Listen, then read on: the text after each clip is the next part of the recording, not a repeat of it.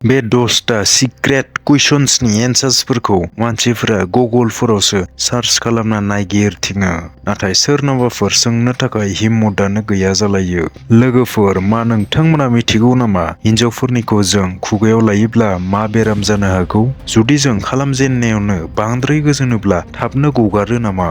आरो first time आथोन गेलेलायनायावनो pregnancy जानो हागौ नामा? दिनै जों बेबायदिनो 10टा सिक्रेट आथोन बिगियाननि कुइसन्सनि एन्सार्सफोरखौ सावरायगोन, जायफोरनि एन्सारफोरखौ मानसिफोरा जेराव मेरावसो नागिरलाबायो, नाथाय मोजां फिननायफोरखौ मोननो थाङा। खुलुमबाय लोगोफोर, नोंथांमोना नायगासिनो सोर जागोन इउटुब चेनेल, जेराव जों आथोन बिगियान आरो हेल्थनि सायाव बाथ्रा सावरायनाय जायो। फैदो अब्ला दिनैनि कुइसन एन्सार्सफोरखौ नायलांदिनि।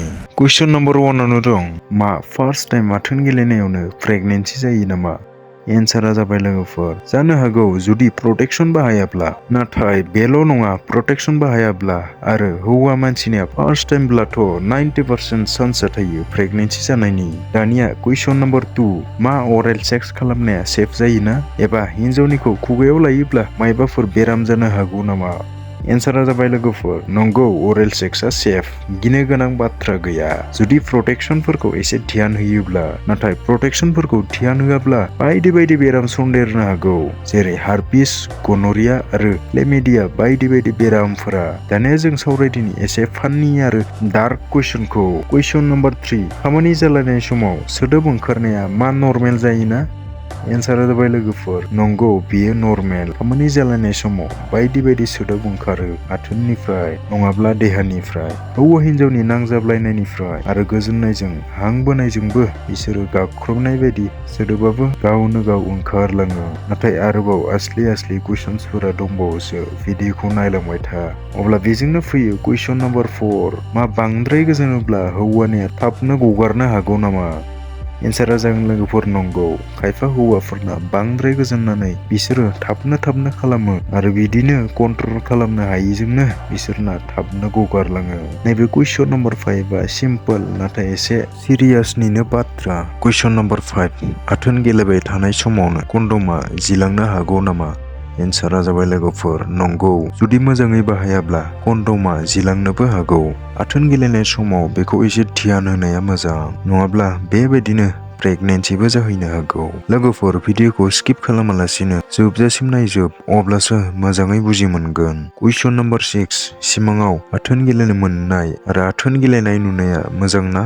एन्सारा जाबाय लोगोफोर, बेयो खायफा सुबुंफोरनि थाखाय मोजां आरो खायफा सुबुंफोरनि थाखाय मोजां नङा। मानोना बांसिन सुबुंफोरानो आथोन गेलेनाय सिमां नुयोब्ला नाइटफल जायो, आरो जायफोरा नाइटफल जानायखौ गाज्रि मोनो बेयो बिसोरनि थाखाय मोजां नङा। नाथाय खायफा मोजां मोनो, मानोना बेबायदि सिमां नुनानै बिसोरो गोसोआव गोजोननाय मोनो। बेफोर गासिबो नर्मेल बाथ्रा दे लोगोफोर। कुइसन नम्बर 7, आथोन गेलेनायजों जोंनि टेनसन एबा स्ट्रेसफोरा खमियो नामा?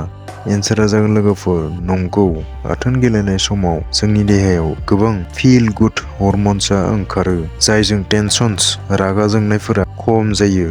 लोगोफोर, कुइसन नम्बर 8आ ओरैबायदि कुइसन दि बेयो एसे साननो गोनां बाथ्रा, आरो बे कुइसना जाबाय, बांद्राय गाज्रि भिडिअ नायनाया जोंखौ मा खालामनो हागौ? एन्सारा जागोन लोगोफोर, बांद्राय बेखौनो नायबाय थायोब्ला एडिक्सन जालांनो हागौ। सानसे एबा दसेबो बेखौ नायाब्लानो थानो हायै जानो हागौ, आरो एक्सपेक्टेशना आनरियेलिस्टिक जानो हागौ। माने आथोन गेलेनायाव जाथावथारै पजिसन खालामनाय, जाहोनाय, माबा माबि बायदिसिना आसलियाव जाथारैफोरखौ खालामनो नागिरनाय एबा साइजफोरखौबो लानानै टेनसन लानाय। कुइसन नम्बर 9, एक्सारसाइज खालामनायजों जोंनि खालामनो हानाय स्टेमिनाया बाङो नामा? एन्सारा जागोन लोगोफोर, बाङो। सानफ्रोमबो एक्सारसाइज खालामनाया ब्लाड फ्ल'खौ बांहोयो आरो बेबायदिनो जोंनि स्टेमिनाखौबो बांहोयो। अब्ला जों मा एक्सारसाइजखौ खालामब्ला 200%बो स्टेमिना बाङो? बे एक्सारसाइजखौ किगल एक्सारसाइज बुङो लोगोफोर। बेखौ खालामब्ला गोबां स्टेमिना बाङो। दानिया सफैबाय दिनैनि जोबथा कुइसनाव। कुइसन नम्बर 10, आथोन गेलेयालासिनो प्रेगनेन्सि जानो हागौ नामा? एन्सारा जागोन लोगोफोर, जुदि नोंथांनि स्पार्मा माने दैया हिन्जावनि आथोननि खाथिथाराव थाङोब्ला एबा गगारोब्ला प्रेगनेन्सि जानो हागौ, नाथाय बेनि चान्सआ गोबां खमथार। जुदि नोंथांमोना बेफोरबायदिनो इन्टारेस्टिं आरो शकिं हेल्थ कुइसन्सफोरनि एन्सारफोरखौ मोनथिनो लुगैयोब्ला भिडिअखौ लाइक खालाम, चेनेलखौबो साबस्क्राइब खालामना खाथियाव थानाय बेल आइकननि घन्टाखौबो थुनानै हो। गोसोआव लाखिथार, आथोन बिगियाननि सोलोंथाइ लानाया गोनांथार। बेफोर थार सोलोंथाइजोंसो खोमसि फोथायनाय, नंखाय बाथ्राफोर, गिनाय आरो हेल्दी जिउ खुंनायाव हेफाजाब खालामो। अब्ला लोगोफोर, दिनैनि थाखाय एसेनोसै। गोजोन्थों। जै बर' हारिनि जै।